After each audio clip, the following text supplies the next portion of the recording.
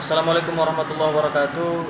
Baiklah, di sini kami akan mempresentasikan hasil makalah kami yang berjudul Kegiatan Pendukung Bimbingan Konseling.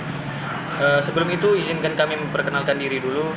Saya Imam Ahmadi sebagai pemateri yang pertama, dan pemateri yang kedua adalah Saudari Miftahul Marhamah Harahap.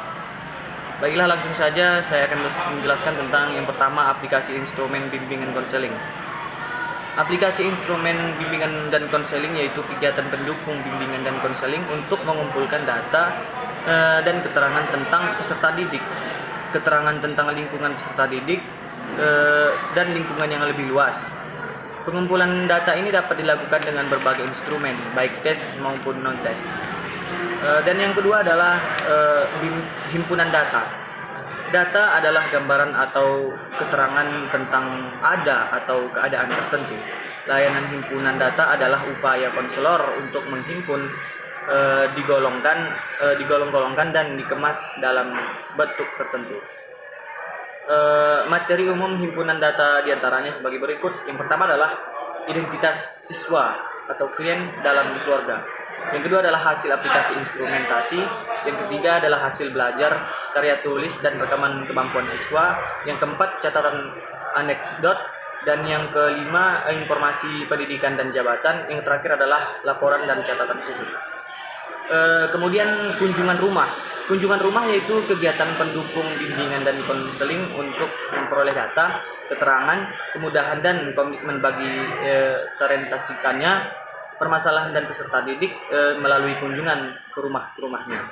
Kegiatan ini memerlukan kerjasama yang penuh dari orang tua dan anggota keluarga lainnya. Baiklah, cukup sekian yang dapat saya jelaskan. Saya persilahkan kepada. Baik, di sini saya akan melanjutkan pemateri yang kedua, yaitu konferensi kasus. Nah, konferensi kasus yaitu kegiatan pendukung bimbingan dan konseling untuk membahas permasalahan yang dialami oleh peserta didik atau klien. Diharapkan dapat memberikan bahan keterangan, kemudahan, dan komitmen bagi terentaskannya permasalahan tersebut.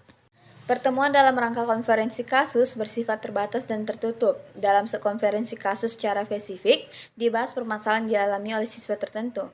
Dalam suatu forum diskusi yang dihadiri oleh pihak-pihak terkait seperti guru, konselor, wali kelas mata pelajaran, atau praktik kepala sekolah, orang tua, dan tenaga ahli lainnya. Yang diharapkan dapat memberikan data dan keterangan lebih lanjut, serta kemudian bagi terentasnya permasalahan tersebut. Kemudian saya melanjutkan mengenai tampilan kepustakaan. Nah, tampilan kepustakaan yaitu kegiatan menyediakan berbagai bahan pustaka yang dapat digunakan peserta didik dalam pengembangan pribadi, kemampuan sosial, kegiatan belajar dan karir, serta jabatan.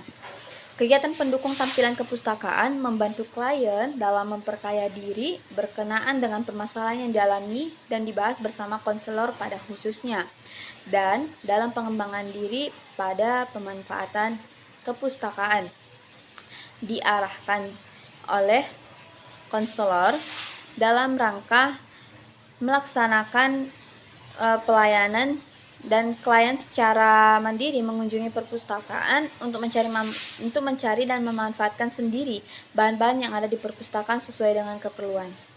Kemudian yang terakhir ada alih tangan kasus. Nah, alih tangan kasus yaitu kegiatan pendukung bimbingan konseling untuk mendapatkan penanganan yang lebih tepat dan tuntas atas masalah yang dialami oleh peserta didik atau klien, dengan memindahkan penanganan kasus dari pihak satu ke pihak lainnya.